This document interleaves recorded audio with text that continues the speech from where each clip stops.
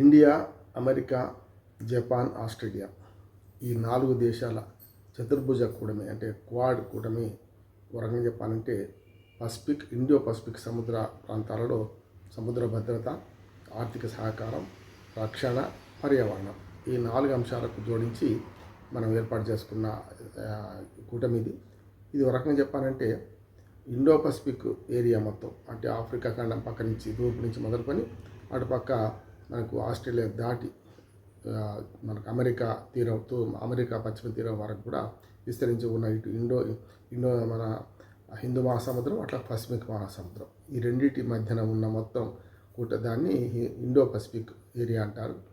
దానిలో క్వాడ్ కూటమిలో ఉన్న 2 దేశాలు మనకు ఇండియా, జపాన్ ఈ 2 కలిసి అనేక సమావేశాలు పెట్టుకున్నాయి.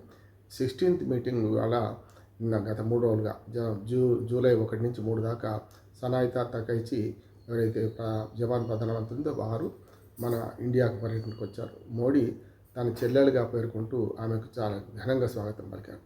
ఇందులో భాగంగానే ఇండో పసిఫిక్లో క్వాడ్ కూటమిలో ఈ 2 దేశాలు ప్రధానమైనవి కనుక అమెరికా, ఆస్ట్రేలియాతో సహా ఈ 2 దేశాల కూటమి ఈ 2 దేశాల పర్యటన ఏదైతే ఒప్పందాలు ఉన్నాయో అనేక రకాల ఆర్థిక, రాజకీయ ఒప్పందాలు కుదిరినాయి.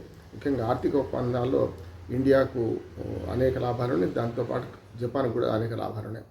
ఈ రెండింటి మధ్య చైనా ఎందుకు కలవరపడుతుందంటే ఈ 4 దేశాల కూటమి వ్యూహాత్మకంగా పసిఫిక్ మహాసముద్రం మళ్ళీ ఇండియన్ ఓషన్ అంటే హిందూ మహాసముద్రం ఈ రెండింటి మధ్య రెండిట్లో చైనా ఆధిపత్యాన్ని అరికట్టేందుకే ఏర్పడ్డది అని వారు భావిస్తున్నారు. చైనా రకంగా చెప్పాలంటే 2004లో మనకు సునామీ వచ్చిన సందర్భాల్లో మనం ఈ 4 ఇండో పసిఫిక్ మహాసముద్రంలో ఉన్న 4 ప్రధానమైన దేశాలు సరిగ్గా సహకరించుకుంటే ఇట్లాంటి వాటి హెచ్చరికలు చేసుకోవచ్చు అనుకున్నాం.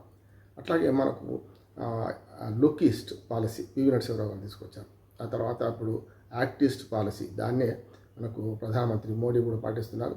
లుక్ ఈస్ట్ ఏమో ఆలోచన అయితే యాక్ట్ ఈస్ట్ దాన్ని ఆచరణగా మనకు వస్తుంది. అట్లా ఈ రెండింటి రకంగా చూస్తే మనం ఈ ఇండో పసిఫిక్ ఈ సముద్ర ప్రాంతంలో నేను చెప్పిన 4 భద్రతాపరమైన, ఆర్థిక, అట్లాగే మనకు రక్షణ, అట్లాగే సామాజికంగా, భౌగోళికంగా, ఎన్విరాన్మెంటల్ కూడా మన పరస్పర సహకారం అందిద్దాం అనుకుంటున్నాం. ఇది చైనాకు ఓ రకంగా కంటగింపుగా మారింది. అంటే క్వాడ్ కూటమి మొదటి నుంచే చైనాకు కంటగింపుగా ఉన్నది. అమెరికాతోని కలిసింది కనుక మనం ఓ రకంగా ఇండో పసిఫిక్ నాటో కూటమిగా ఇది చైనా భావిస్తుంది. చైనాను వ్యూహాత్మకంగా కట్టడి చేయడానికి చైనా ఈ ఇండో పసిఫిక్ మహాసముద్రంలో తనదైన రీతిలో జలాంతర్గాములు వీటిని మోహరించి ఇతర దేశాలకు భంగం కలిగించే చర్యలు చేస్తుంది కనుక ముఖ్యంగా చైనాకు చెక్ పెట్టడానికే ఇది ఏర్పడేదని వారు భావిస్తున్నారు. మన ఆలోచన మనకున్నది. అవసరం అనుకుంటే వాళ్ళు నిజంగా చైనా భయపడ్డట్టు ఇది కూడా జరుగుతుందని భయం తనకున్నది. అందుకనే ఎక్కడికక్కడ మన భారతదేశం ఆనాటి మొట్టమొదటి ప్రధాని నెహ్రూ నుంచి ఇప్పటిదాకా మనం మోడీ వరకు చూసుకుంటే మన విదేశాంగ విధానంలో ఎన్ని మార్పులు వచ్చినా అనేక రకంగా స్టేబుల్గా ఉన్నాం కనుక ఆ స్టేబుల్గా ఉన్న దాన్ని చైనా భయపడుతుంది. ఈ క్వాడ్ దేశాల కూటమి చూసి భయపడుతుంది. అట్లాగే మనం సార్క్ దేశాల సదస్సు పెట్టుకున్నాం మనం, అట్లాగే G20లో ఉన్నాం మనం, అట్లాగే G7లో కూడా మనం ఈ మధ్యన పాల్పంచుకున్నాం. అందుకని చైనాకు భారత పెత్తనాన్ని తగ్గించే ప్రయత్నం చేసే చైనాను అరికట్టడానికి ఈ క్వాడ్ కూటమి ఎప్పటికప్పుడు పనికొస్తున్నది. ఈ క్వాడ్ కూటమి ఉద్దేశాలు కూడా మనకు చైనా కంటగింపు మారింది. చైనా ఆధిపత్యంలో ఉన్న కొన్ని దేశాల పట్ల వాళ్ళు అనుసరిస్తున్న విధానాల పట్ల వ్యతిరేకత చూపించడానికి మనం ఈ 4 దేశాల ఒప్పందాలు ఏవైతే అనేక రకంగా ఈ ఒప్పందాలన్నీ కూడా చైనాకు ఒక రకంగా కాలిలో ముళ్ళలాగా వాళ్ళకి కనిపిస్తుంది, కంటిలో నలుసులాగా కనిపిస్తుంది. కనుక మనం దీనికి ముందుకెళ్తూ మోడీ ఇప్పుడు ఈ క్వాడ్ కూటమి మరింత బలోపేతం ప్రయత్నం చేస్తున్నారు. కనుక చైనా తప్పనిసరి దీనికోసం భయపడుతుంది.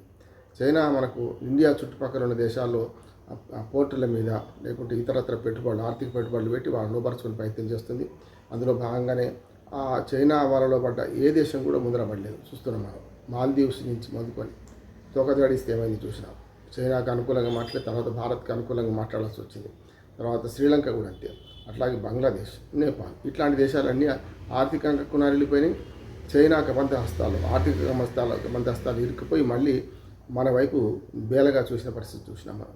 అందుకనే ఈ 4 దేశాల కూటమి చైనాకు వ్యతిరేకంగా అమెరికా, అట్లానే జపాన్, ఆస్ట్రేలియా, భారతదేశం ఈ క్వాడ్ కూటమిలో ముందడుగు వేస్తూ రోజు రోజుకు బలోపేతం అవుతున్నాయి. దీనిలో కొన్ని దేశాలు కూడా కలుపుకుంటున్నాం.